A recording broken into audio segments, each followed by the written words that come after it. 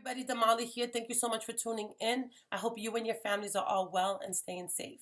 In 2015, we launched our campaign for City Council in Chelsea. Thank you all for your continued support of me. It's been an honor to serve you since 2016. In the past 4 years, I'm proud to have served as Vice President my first 2 years and subsequently President of the City Council for an additional 2 years.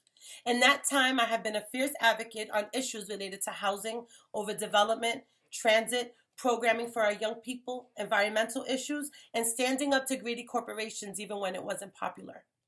This pandemic has exposed vulnerabilities that many of us have known existed for a long time. Concerns of housing, food, and other economic insecurities have plagued communities across our Commonwealth for years. And while many folks have been able to turn a blind eye, the need has exacerbated to a point where we must find long-term sustainable solutions to address these disparities.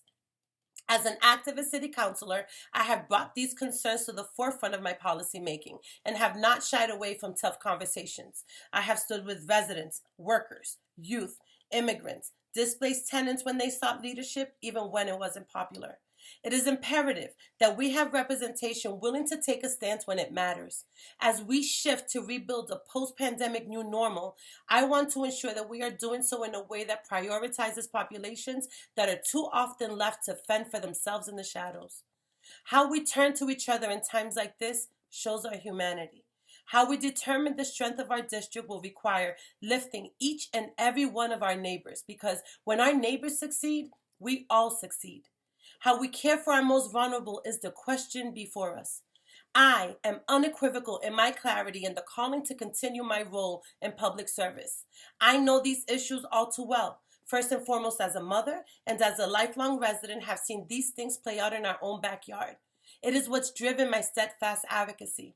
Whether it's partnering with state leaders on housing affordability or protecting residents from being displaced from their homes, holding state agencies like the MBTA accountable to its riders, initiating conversations related to sound monitors on our endless battles with Massport regarding airport noise, or suing ExxonMobil so that they stop polluting our waters, there is no limit to the extent I'm willing to go in seeking justice for the communities I serve.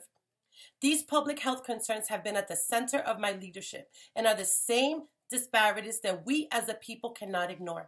Today, I come before you to share that I am running for state representative for the 2nd Suffolk District, which serves the majority of Chelsea and Charlestown. This decision comes not as a result of political ambition, but one as a call to our shared responsibility. My leadership during my tenure as a city councilor serves as a testament to the quality of advocacy I believe every resident of the 2nd Suffolk District deserves. Though these uncertain times call for distancing, we must continue to build on the shared values between us. If this pandemic has shown us anything, it is just how vulnerable we all are. I'm hoping to continue to count on your support. I look forward to embarking on this journey with you and continuing this dialogue across every corner of this district, because these are the conversations of our times. Let's get to work.